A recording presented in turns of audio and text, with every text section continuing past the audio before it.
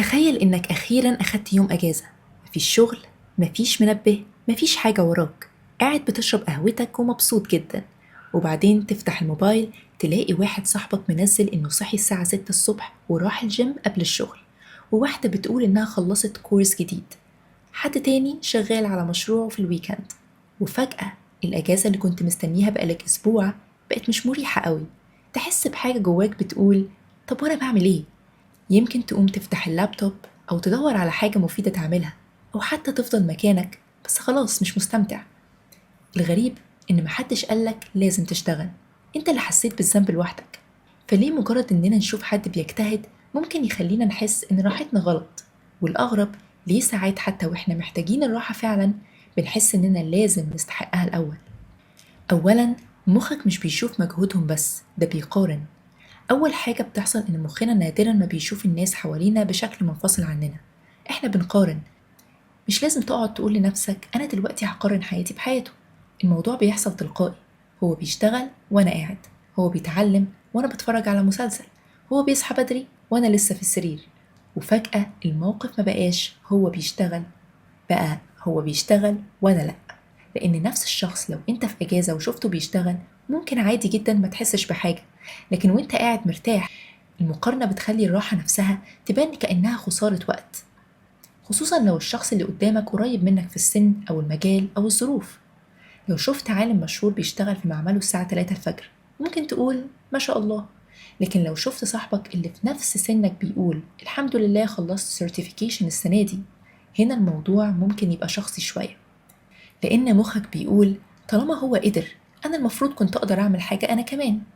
بس هنا في مشكلة كبيرة جدا في المقارنة دي. أنت شايف اللحظة اللي هو بيشتغل فيها لكن مش شايف اللحظة اللي هو كان مرتاح فيها.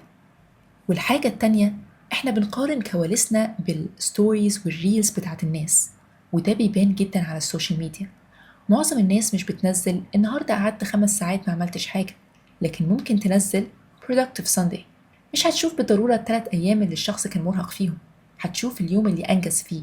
فأنت ممكن تكون قضيت أسبوع كامل شغال ومضغوط، وتفتح الموبايل في يوم الأجازة الوحيد بتاعك فتشوف شخص شغال ساعتين. مخك ساعتها يعمل إيه؟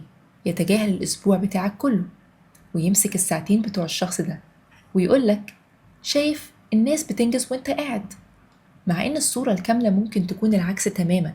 وعشان كده ساعات الإحساس بالذنب مش بيكون بسبب إننا فعلا مقصرين، ممكن يكون بسبب إن المقارنة نفسها ناقصة معلومات. طب ليه الراحة أصلا محتاجة تبرير؟ هنا الموضوع بيبقى أعمق شوية. ناس كتير من وهي صغيرة اتعلمت بشكل مباشر أو غير مباشر إن الشخص المجتهد يساوي شخص كويس، والكسلان يساوي شخص سيء. ودي في حد ذاتها مش فكرة غريبة. المشكلة بتحصل لما نبدأ نعتبر أي وقت مش بننتج فيه يساوي كسل.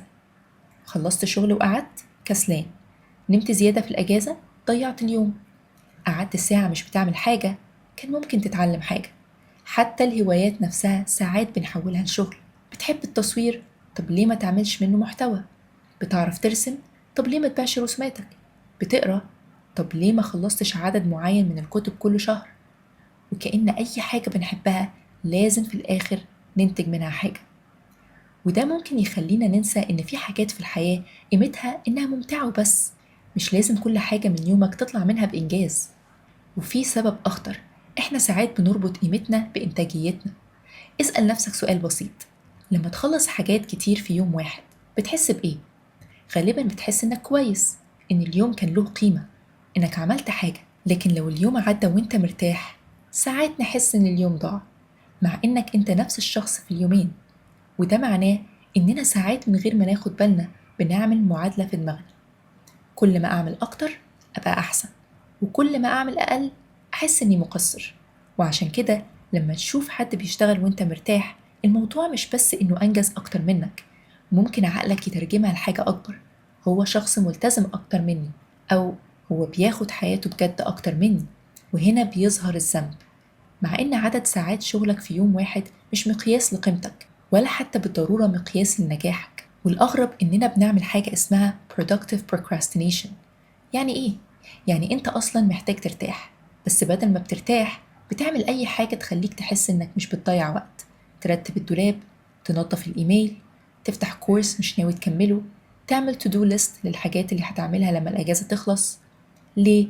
لأنك مش محتاج الإنجاز نفسه قد ما محتاج الإحساس إنك مسموح لك تقعد. كأنك بتقول لنفسك بص أنا عملت حاجة مفيدة أهو، دلوقتي ممكن أرتاح. بس لو كل مرة لازم تعمل حاجة عشان تسمح لنفسك ترتاح، الراحة عمرها ما هتبقى راحة فعلا. طب هل ده معناه إن أي إحساس بالذنب غلط؟ لأ، وده الجزء المهم. ساعات الإحساس بالذنب فعلا ممكن يكون إشارة. مثلا أنت مأجل حاجة مهمة بقالك شهر وعارف إنك محتاج تعملها، وكل يوم تقول بكرة، وشفت حد بيشتغل عليها. ممكن ده يفكرك بحاجة أنت فعلا بتتهرب منها. لكن في فرق كبير بين أنا مأجل حاجة مهمة وبين أنا لازم أكون منتج في كل لحظة. الأولى ممكن تحتاج فعل، التانية ممكن تحتاج إنك تسيب نفسك ترتاح. والفرق بينهم تعرفه بسؤال واحد: لو ما كنتش شفت الشخص ده بيشتغل كنت هحس إني مقصر؟ لو الإجابة لأ، فغالبا اللي حسيت بيه كان مقارنة مش ضمير. طب نعمل إيه لما الإحساس ده يجي؟ أول حاجة، بدل ما تقول أنا كسلان قول أنا في وقت راحة. الاتنين ممكن يكونوا نفس المنظر من بره، شخص قاعد على الكنبة، لكن المعنى مختلف تماما. الكسل هو إنك تهرب باستمرار من حاجة محتاج تعملها، لكن الراحة إنك توقف بعد مجهود عشان تعرف تكمل. تاني حاجة، لما تشوف حد بيشتغل وانت في أجازة افتكر إنك شايف لقطة واحدة من يومه مش حياته كلها. وتالت حاجة، حاول يبقى عندك وقت راحة مقصود. يعني بدل ما تقعد وفي دماغك أنا المفروض أعمل حاجة، قرر من قبلها، من الساعة 5 للساعة 8 أنا مش هعمل حاجة مفيدة. أيوة، لأن لما الراحة تبقى قرار مش فراغ حصل بالغلط، الإحساس بالذنب بيقل. وفي النهاية يمكن المشكلة مش إننا ما بنعرفش نرتاح، يمكن المشكلة إننا اتعودنا نحترم التعب أكتر من راحة. نشوف الشخص المرهق ونقول ده مجتهد، ونشوف الشخص المرتاح ونفكر أكيد كان ممكن يعمل حاجة. فعشان كده المرة الجاية تكون في أجازة وتفتح الموبايل وتشوف حد بيشتغل، وقبل ما تقوم بسرعة تدور على حاجة تعملها، اسأل نفسك أنا فعلا مقصر ولا بس شفت حد بيشتغل فحسيت إني لازم أشتغل زيه؟ لأن ساعات أكتر حاجة محتاج تعملها النهاردة هي إنك ما تعملش حاجة. ولو انت من الناس اللي بتحس بالذنب وهي مرتاحة اكتب لي في الكومنتس، بتعرف تفصل فعلا في الأجازة ولا لازم تعمل حاجة عشان تحس ان اليوم ما ضاعش؟ ما تنسوش تتابعوا القناة عشان تعرفوا أكتر عن سلوكياتنا. أشوفكم الحلقة الجاية، مع السلامة.